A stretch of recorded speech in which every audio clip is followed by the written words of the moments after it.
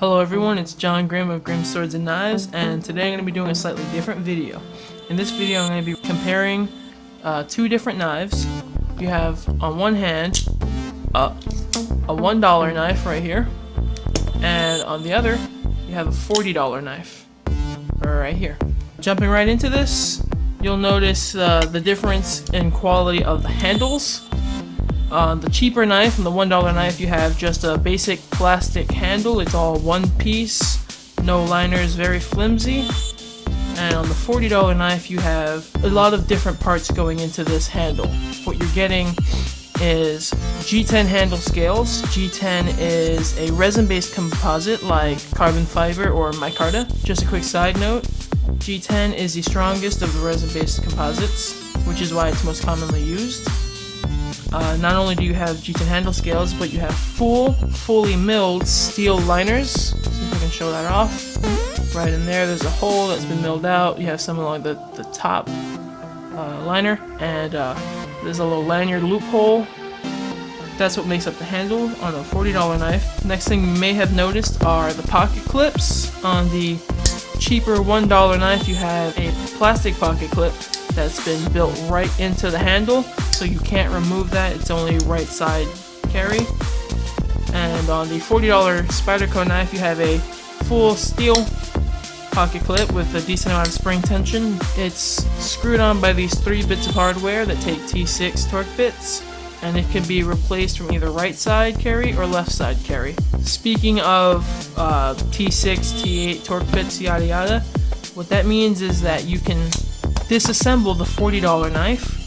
As you can see, you have screws here. This is the pivot screw, as well as some screws on the body called hardware, screw on the pocket clip. These can all be removed to disassemble and maintain the knife. The pivot screw itself can be adjusted for the tightness you want on your knife.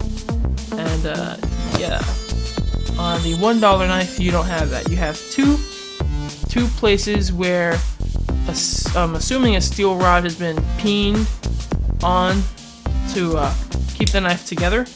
You have this one right here, which is technically the pivot screw, and this one right here is peened in to hold the back lock in place.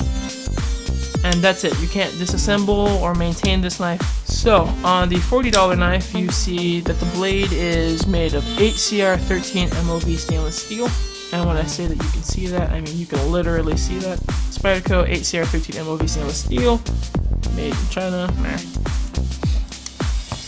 And this knife, the blade is made of 440A stainless steel.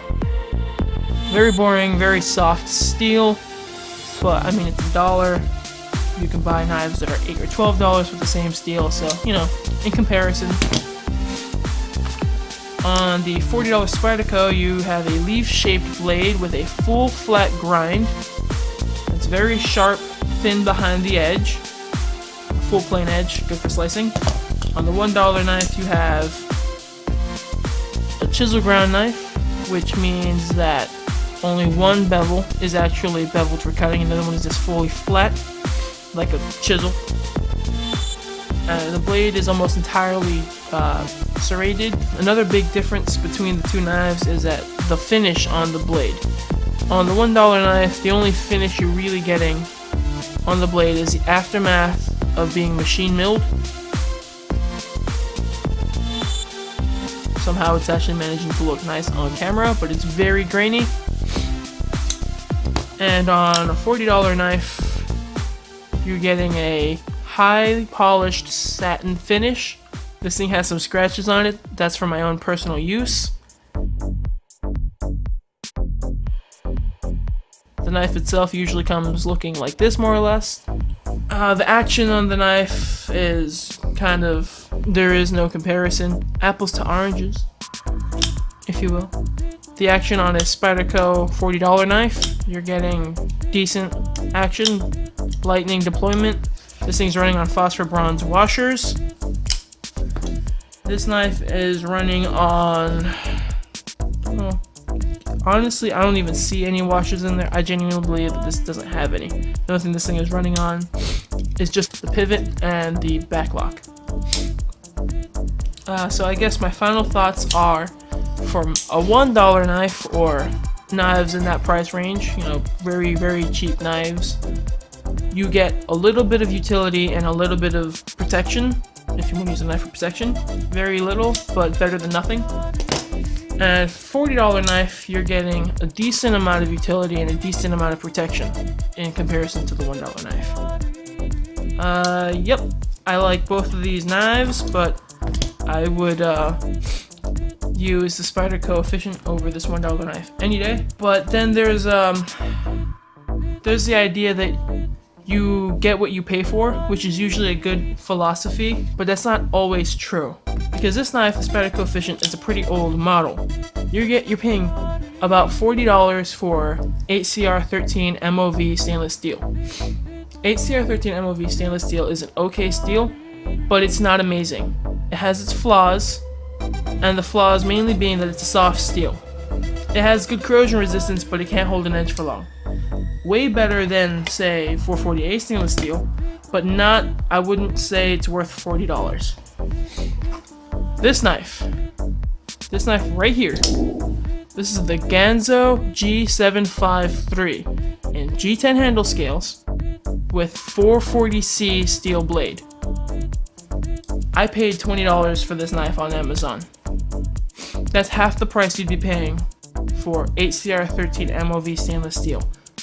This is the middle ground in price point, but this is the king in quality between these three knives. The action on this knife is flawless. It features an axis lock. This knife just drops shut. I have no issues with this knife, and I would 100% recommend this knife to anyone trying to get into knives. Now, if they made this knife with D2 tool steel or BD1 steel, it would be worth the $40, but it's not. So yeah. Well, guys, that's what I have to say on the difference in price and quality of knives. Hope you guys found this video entertaining and informative. Hope you guys liked the video as I've liked making it, and I hope the video made your day a little less grim. Guys, this is John Grimm of Grimm Swords and Knives. Bye now.